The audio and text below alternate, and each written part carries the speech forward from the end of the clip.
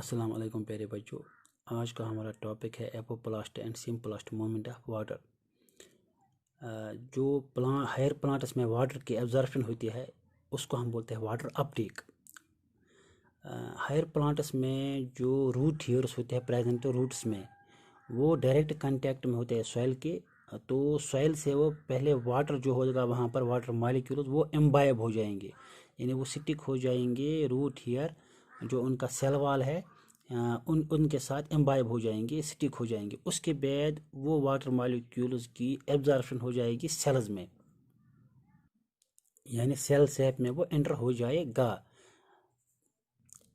फिर किस तरह से ये वाटर जो सेल में अब पहुंच गया, इसको फिर सेल टू सेल मूवमेंट करने हैं या फिर लॉन्ग डिस्टेंस मूवमेंट जो करने हैं, उसके लिए दो पाथवेज है। एक है एक्टिव वाटर एब्जॉर्प्शन, दूसरा है पैसिव वाटर एब्जॉर्प्शन। जो ये कंसेप्ट है, ये कंसेप्ट डेवलप किया था क्रैमर ने इन 1949।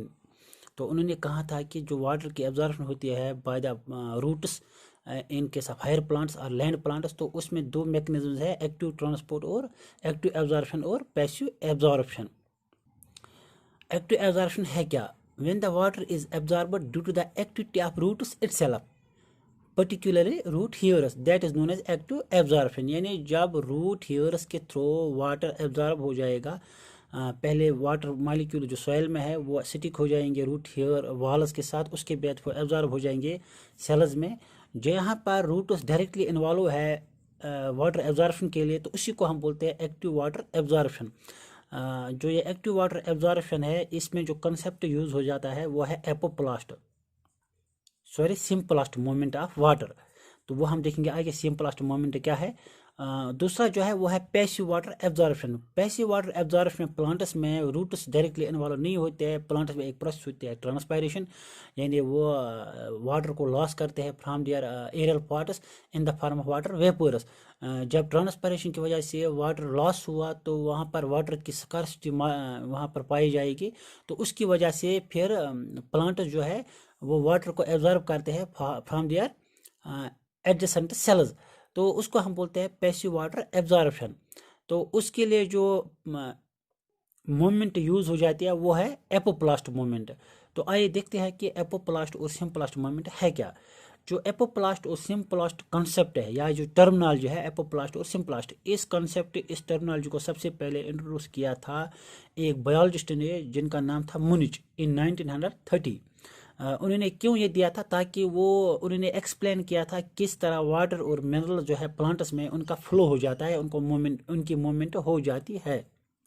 तो उन्होंने क्या कंसिडर किया था, उन्होंने देखा था, उन्होंने ये कंसेप्ट दिया था कि जो नॉन लिविंग या डेड पोर्शन जो है प्लांट्स में, that is interconnecting cell walls, यानी जो सेल्स का के जो सेल वाल्स है इंटरकनेक्टिंग सेल वाल्स, या उनकी जो इंटरसेलुलर स्पेस है सेल्स में जो प्रेजेंट होती है बिटवीन द सेल्स, जो स्पेस होती है जिसको हम बोलते हैं इंटरसेलुलर स्पेसेस, या सेल वाल्स जो है एंडोडर्मिस में। इसी तरह से सेल वाल्स पेरिसाइकल के, जाइलम ट्रैकिडस के या जाइलम सेल्स के।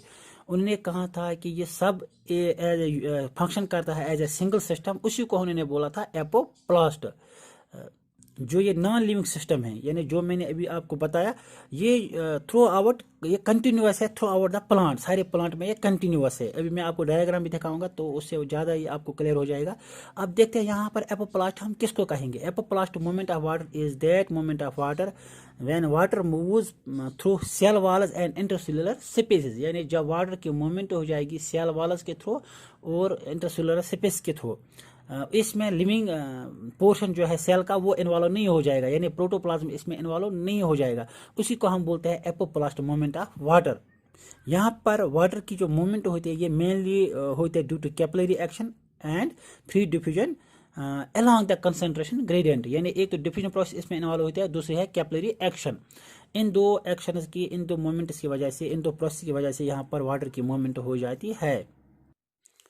जो दूसरा है सिम्प्लास्ट, यानी अगर हम दूसरे साइड से देखेंगे सिम्प्लास्ट मूवमेंट ऑफ वाटर क्या है, तो इसमें लिविंग सिस्टम जो है, यानी जो साइटोप्लाज्म है सारे लिविंग सेल्स का, जो कनेक्ट होता है प्लाज्मोडेस्माटा, सेल वाल्स के प्लाज्मोडेस्माटा के थ्रू वो कनेक्ट होता है, उसको हम बोलते हैं सिम्प्लास्ट मूवमेंट ऑफ वाटर। तो है क्या symplast movement of water? The water enters into living protoplasm of one cell and then moves into living protoplasm another cell, यानी जब वाटर की मूवमेंट हो जाएगी लिविंग प्रोटोप्लाज्म में एक सेल के, उसके बाद ये दूसरे सेल के लिविंग प्रोटोप्लाज्म में इसकी मूवमेंट हो जाएगी सेल टू सेल, तो उसको हम बोलते हैं सिम्पलेस्ट मूवमेंट ऑफ वाटर। यहाँ पर जो वाटर की मूवमेंट होती है it is mainly due to osmotic process, यानी ऑस्मोसिस प्रोसेस यहाँ पर इन्वॉल्व हो जाती है सिम्पलेस्ट मूवमेंट में। एपोप्लास्ट मूवमेंट में जो प्रोसेस इन्वॉल्व हो जाती है वो है कैपिलरी एक्शन और डिफ्यूजन। तो यहाँ पर आप देखिए ये जो डायग्राम यहाँ बनाई गई है ये सेल्स है, प्लांट सेल्स है। ये आप देखिए यहाँ पर दोनों कंसेप्ट है, सिम्पलेस्ट भी और एपोप्लास्ट भी। देखिए ये आउटसाइड है सॉइल एनवायरनमेंट है, यानी ग्राउंड यहाँ पर दिखाया गया है, सॉइल दिखाई गई है। सॉइल से जब वाटर की मूवमेंट हो जाएगी सेल में, पहले वाटर एम्बाइब हो जाएगा सेल वाल्स के साथ, रूट हेयर के सेल वाल्स के साथ, यानी उनके साथ वो स्टिक हो जाएगा, उसके बाद वो एब्जॉर्ब हो जाएगा सेल में। अगर ये डायरेक्ट प्रोटोप्लाज्म में एंटर हो गया, उसके बाद ये यहाँ पर जो चैनल्स है ये प्लाज्मोडेस्माटा है, उनके थ्रू ये दूसरे लिविंग प्रोटोप्लाज्म में मूवमेंट हो गई, फिर उसके बाद ये तीसरे में एंटर हो गया, उसके बाद ये चौथे में एंटर हो गया, इसी तरह से ये पहुंच गया जाइलम तक। तो इस मूवमेंट को हम बोलते हैं सिम्पलेस्ट मूवमेंट ऑफ वाटर, यानी यहाँ पर लिविंग प्रोटोप्लाज्म इन्वॉल्व हो जाता है, एक सेल का, फिर दूसरे सेल, फिर नेक्स्ट सेल, फिर next cell up to xylem. इसको हम बोलते हैं सिम्पलेस्ट मूवमेंट। जो यहाँ पर ये शेडेड है साइड्स में, यानी जो सेल वाल्स है, यहाँ से वाटर की मूवमेंट अगर हो जाएगी इसी तरह से, फिर एक सेल के सेल वाल से फिर दूसरे सेल के सेल वाल और इंटरसेलुलर स्पेस, फिर तीसरे के, इसको हम बोलते हैं apoplast movement of water. Apoplast में सारे जो नॉन लिविंग पोर्शन होता है प्लांट सेल्स के वो इसमें इन्वॉल्व हो जाता है, सिम्पलेस्ट में लिविंग पोर्शन इन्वॉल्व हो जाते हैं। तो यहाँ पर भी आप इस डायग्राम में देखेंगे, यहाँ पर ये जो एनाटॉमी है रूट्स की, तो यहाँ पर आप देखिए ये पेरिसाइकल है, यहाँ पर ये एंडोडर्मिस है, ये जाइलम है, ये कैस्पेरिन सिट्रिपस है, ये कॉर्टेक्स है, ये है एपिडर्मिस। तो ये रूट हेयर है। रूट हेयर में देखिए यहाँ पर जो आउटसाइड एनवायरनमेंट है, सॉइल है, सॉइल से वाटर पहले स्टिक हो जाएगा, उसके बाद रूट हेयर तक पहुँचाएगा ये। अगर रूट हेयर के एक लिविंग प्रोटोप्लाज्म से दूसरे लिविंग प्रोटोप्लाज्म, फिर तीसरे सेल के प्रोटोप्लाज्म में, फिर इसी तरह से नेक्स्ट, फिर उसके बाद नेक्स्ट, फिर फाइनली पहुँच गया ये जाइलम तक, तो इसको हम बोलते हैं सिम्पलेस्ट मूवमेंट ऑफ वाटर। इसी तरह से अगर वाटर की मूवमेंट हुई थ्रू सेल वाल्स या इंटरसेलुलर स्पेस, आप यहाँ देख सकते हैं कोई भी लिविंग प्रोटोप्लाज्म इन्वॉल्व नहीं है, सिर्फ हुआ है सेल वाल्स के इंटरसेलुलर स्पेस, तो पहुँच गया जाइलम तक, तो इसको हम बोलते हैं apoplast movement of water. Usually ये देखा गया है कि जो वाटर की मूवमेंट होती है from root hair cell up to endodermis, endodermis ये है, ये लेयर, यहाँ इस लेयर तक जो वाटर की मूवमेंट हो जाती है ये एपोप्लास्ट मूवमेंट की वजह से हो जाती है। उसके बाद एंडोडर्मिस के बाद जब अंदर की मूवमेंट हो जाएगी पेरिसाइकल, फिर जाइलम ट्राइजिटस और जाइलम वेसल, तो उसमें सिम्पलेस्ट मूवमेंट ऑफ वाटर हो जाता है। तो इस तरह से आज हमने ये दो कंसेप्ट पढ़े, एपोप्लास्ट और सिम्पलेस्ट। इंशाल्लाह नेक्स्ट जो हमारा टॉपिक होगा वो होगा accent of shape. Thank you.